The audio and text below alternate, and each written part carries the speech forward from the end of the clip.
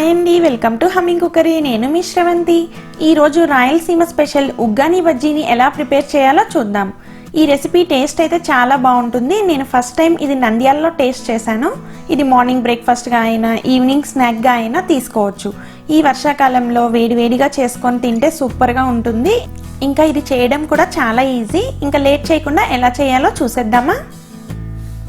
ఇప్పుడు ప్రాసెస్ చూద్దాం. ముందుగా ఒక గిన్నెలో వాటర్ తీసుకొని మరమరాలని వేయండి. వీటిని బొరుగులని కూడా అంటారు.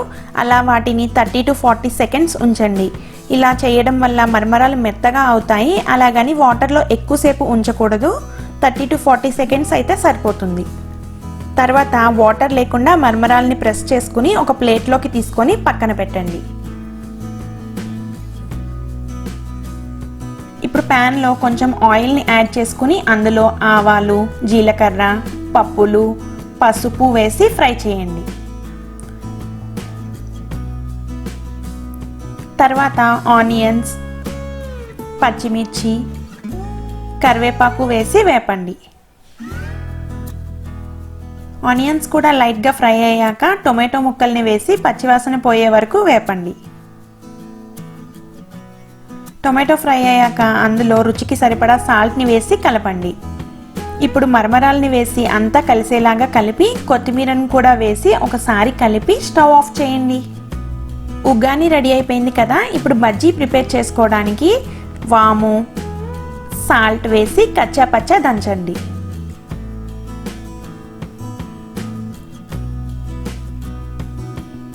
ఇలా రెడీ అయిన తర్వాత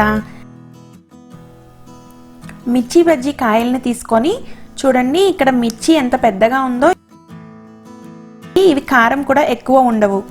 ఇప్పుడు వీటిని తీసుకొని చివర్లు కట్ చేసుకుని మధ్యలో ఘాటు పెట్టి ఇలా రెడీ చేసుకున్న వాముని పెట్టండి.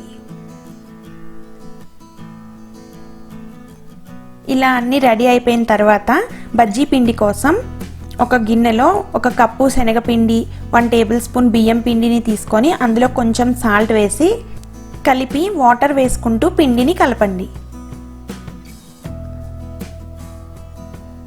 లాస్ట్లో కొంచెం సోడాని కూడా వేసి కలపండి. పిండి ఈ కన్సిస్టెన్సీ వస్తే సరిపోతుంది. ఇప్పుడు డీప్ ఫ్రైకి ఆయిల్ని పెట్టుకొని మిర్చికి పిండిని బాగా పట్టిస్తూ బజ్జీని వేయండి.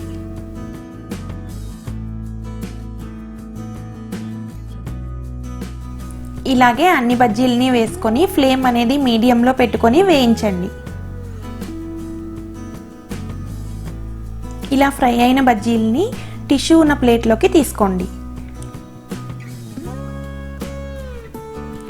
అంతే, ఉగ్గాని అండ్ బజ్జీ కూడా రెడీ అయిపోయింది. ఈ కాంబినేషన్ అయితే చాలా బాగుంటుంది. మరి మీరందరూ కూడా తప్పకుండా ట్రై చేసి ఎలా వచ్చిందో నాకు కామెంట్స్లో చెప్పండి. ఈ వీడియో మీకు నచ్చినట్లయితే లైక్ చేసి, షేర్ చేసి, సబ్స్క్రైబ్ చేయండి. అలాగే మర్చిపోకుండా నోటిఫికేషన్స్ కోసం పక్కనే ఉన్న బెల్ ఐకాన్ని క్లిక్ చేయండి. మళ్ళీ ఇంకో రెసిపీతో నెక్స్ట్ వీడియోలో కలుద్దాం.